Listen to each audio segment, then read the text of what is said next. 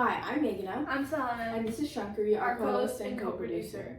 Today is actually our 25th YouTube video on this channel, so yay.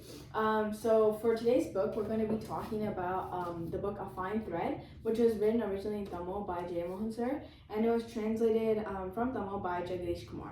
And so this is a really good anthology of short stories, and the two short stories that we're going to be discussing from this book are going to be Shadow Crow and The Last Machine. So do you want to give us like a quick summary of what Shadow Crow is about? Sure. So Shadow Crow basically tells the story of Asitananda, who tells a story about how he got his name as a monk in relation to a question being asked about what is art and does art have any value? So when he's asked this question, Asitananda replies to the story of how he got his name.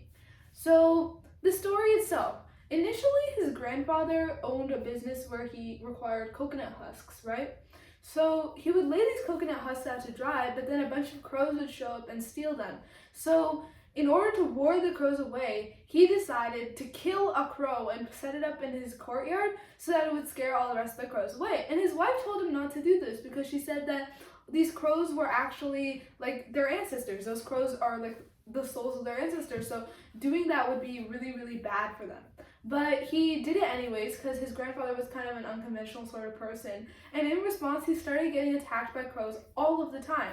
No matter where he went, he could never even escape the attacking of the crows. He would constantly be getting packed out by these crows no matter where he was. So he eventually became very paranoid and he just locked himself up in his home. He couldn't even see the color black without panicking, and he died. But the curse didn't end with him.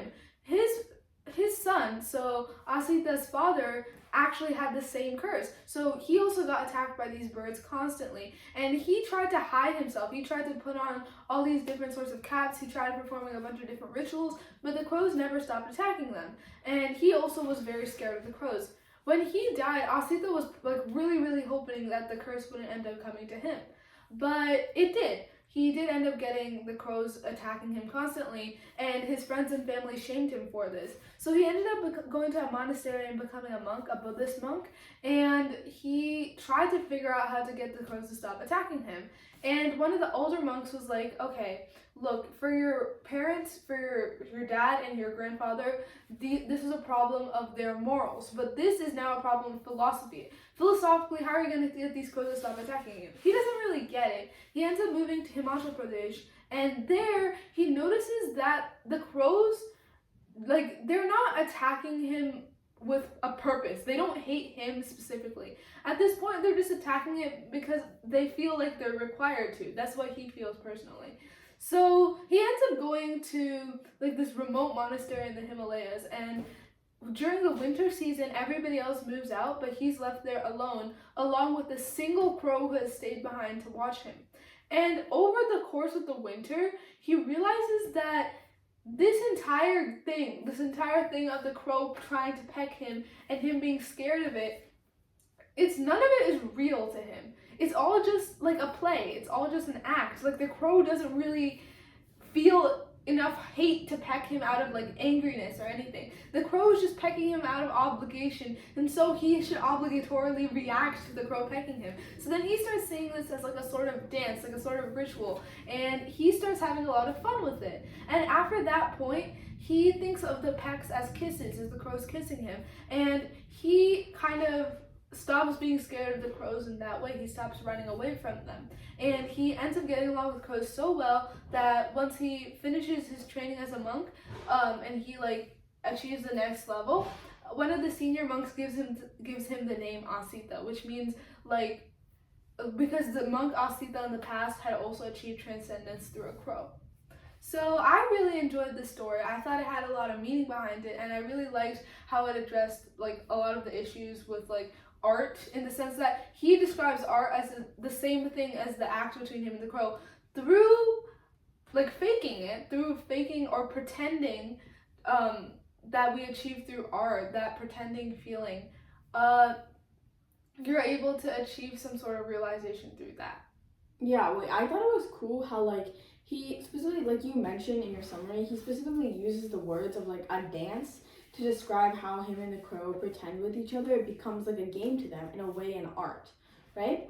And then the monks are all sitting there questioning whether they should allow, like, art and dance to be part of, like, the monastery, part of these traditions. And he's like, what is it but, like, an act of, like, pretending, It's specifically, all just, like, he says, when we pretend to be something, aren't we free from it? Exactly. To his experience personally, it meant that when he pretended to be attacked by the crows, he became free from actually being attacked and scared of the crows. And in the same way, he describes art as when you're pretending to perform these acts of, like, sensuality or whatever, right? When you're pretending to do something temptatious, right?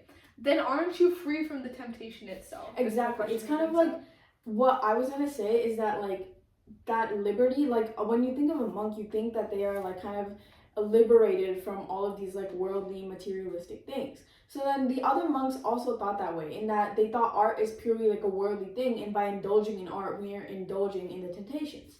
But then he brings up this really good point of, like, when we pretend to do something, we're not actually in it. We're not actually doing it. We're kind of just, like, having fun with it. We're kind of, like, removed from it in a sense, right? Like, we can see the bigger picture when we pretend to be something. And something I really, really liked about the story was that ending line, which was kind of, like, about the crows. And it was like, they asked the crows something, and the crows were like, about the crows being the ancestors, and the crows responded with something. Can you read that line out loud? Yeah, it said, I asked Asita, what would a crow say to a sage who has no duty to his ancestors? It'd say, Asita replied with a meaningful laugh, I am not their ancestor, but they believe in it, so I pretend. Exactly. It's like, even this crow is putting up, like, this act of, like, pretending, and the crows, like, know it has a beneficial effect. In that, like, these people take so much joy and value in seeing their ancestors within the crows, that the crows act as that. And they know they aren't the ancestors. Like, there isn't, like, this delusionality there. There's a sense of separation. And yet it shows that, like, you can perform these things, and performing these actions of, like, art and whatever, like you mentioned before, just shows how liberated you are from it.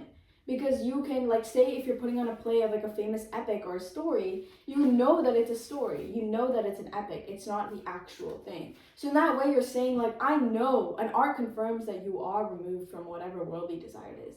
It's kind of like, in my mind, like a confirmation.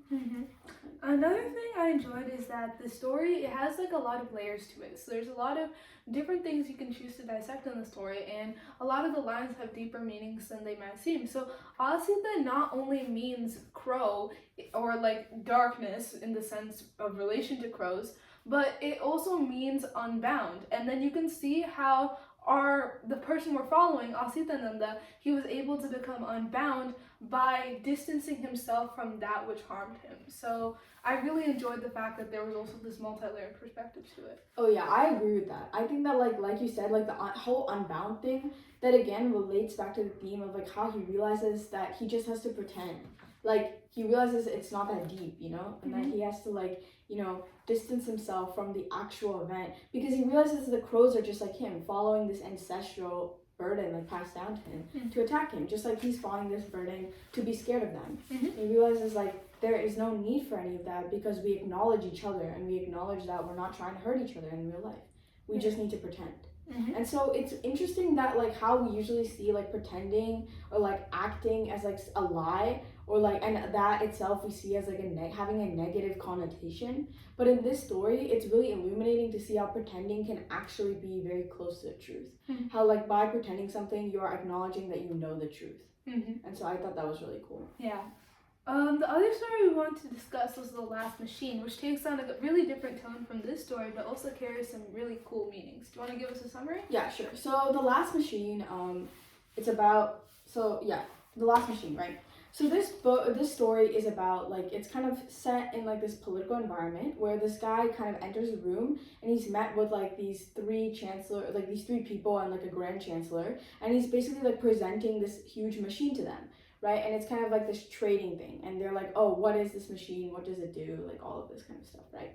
And it's like, this man is, like, himself, like, he's Romani, and he's from, like, this kind of marginalized community through history, from, like, this Romani community. And so this inventor guy, he's, like, showing them his machine, which actually has the power to erase history. And at first, like, all of the officials in the room are like, oh, so it can erase photographs. It can erase, like, these, like, material things. Like, oh, photographs, or, like, I don't know. They don't think about actual memories. They don't think they're actually erasing the real person from history.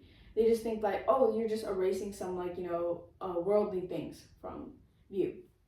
But the inventor says, no, with this machine, you have the power to make, like, the event or person completely disappear, right? And so then they're like, oh, okay, I guess, can you test it out? And they test it out on one of the officials in that room. And so when he points a machine at him and kind of like zaps him, I guess, that man basically like, disappears himself. And it's like he never existed at all. His wife and his kid don't remember him. They're married. His wife is married to somebody else. Even at some point, the other officials in the room, when the chancellor asked them, like, hey, you guys take his position now because like he's not there anymore and you guys are more qualified. They're like, oh, whose position should we take? He never existed in the first place. And then even the chancellor ends up asking, like, yeah, like, wait, you need to test out the machine. You haven't tested it out yet. Because he himself like kind of forgets this identity of who this man is, right? And so the inventor basically gives him this machine and says, keep it with you. And the chancellor says something. He says something very particular about like the power that he will yield. In that he says, but history is a vast expanse of power. I don't think I can live without power, said the chancellor. For a brief moment, he appeared to be human. I must carry the load, even if I am tired and exhausted. I've come a long way. I'm not going back. And then the inventor says, keep it always under your supervision because it's an incredibly dangerous machine because it can literally erase history. And then on the ride back with his wife, his wife is like, oh, won't you get money for this? And he's like, be for real? Like, we don't want to be around these people when they're erasing history. Like, now there will not just be one history present. It'll split into two paths. It'll split into two or even more. So, and then he starts like laughing to himself on the way back. So when I was looking at this story, I thought it was particularly interesting because when we think of history is kind of like this universal perspective. It's neither good nor bad. When we look at history, it kind of gives us truth, right? And the way people write about history, the way people choose to frame history causes the truth to be, diluted. And it can be, diluted in a various amount of ways. They can leave certain stories out, they can repress marginalized communities, so on and so forth. But when we just think about history, we have to associate that history with truth because it just rings with experiences that we carry on to us into the present. But now that with this machine coming in play, you're giving one man the power to rewrite history, or not exactly rewrite history, but to shape and like format history into a version that is favorable to him. And so that kind of takes the truth out of history. History is no longer history anymore. It is simply a narrative. So now you have like this truthful history that's hidden inside of the machine because the inventor says that all of the experiences don't disappear. They're just hidden inside of the machine. So now you have these bits and pieces of like this puzzle hidden inside of a machine, and then the person in control is kind of deciding what pieces to show you, deciding what pieces in the real world. And the particularly scary thing about this is that once the chancellor zaps something away from history, it is very, very less likely that he will remember that thing he even zapped away. Like if he decides in the future, like, oh, what, like I guess he couldn't even do this, but if like we were to decide in the future, hey, the chancellor shouldn't have zapped this thing away, he wouldn't even remember what it was so he could bring it back. Yeah. Which is particularly scary. It's kind of giving 1984, but like 10 times worse. Yeah, and I thought it was so interesting how like it says here, for a brief moment, he appeared to be human because he acknowledges, I cannot live without power. And so when we think about humans, we usually think of like, oh, the spirit of humanity, like the spirit of kindness, like, extending ourselves to others, a lot, like having that helping hand, we think of like, that's what our definition of what humanity is. And I'm not saying that it isn't that, but it's so interesting how it's when this leader admits that he really wants that power is when they acknowledge like he appeared to be human. So it's kind of like how there's a bad side to that, where humans always thirst and hunt for power. And that actually led to so many bad experiences within history, like conquering, erasure, colonization. All of those things were done in a greater quest for power and not being satisfied, right? So I thought that was pretty interesting. And how it's like he appeared to be human, that the largest machine in the room may not even be the machine. It could be him. What are your thoughts? I really agree with that assessment. I really think that there's a lot of depth given through just a couple of small words. Like, you get to see his opinion of the Chancellor and his opinion of the people around him. And I really like the portrayal of the Chancellor mostly as this force of nature, not as a person, but kind of as a mask. Like he's not given a name as far as I remember. He's just the Chancellor, kind of implying that like any person could pick up the helm of the Chancellor and be that person in the world if this machine really existed, right? There's a variety of powerful figures who could choose to be the Chancellor, right?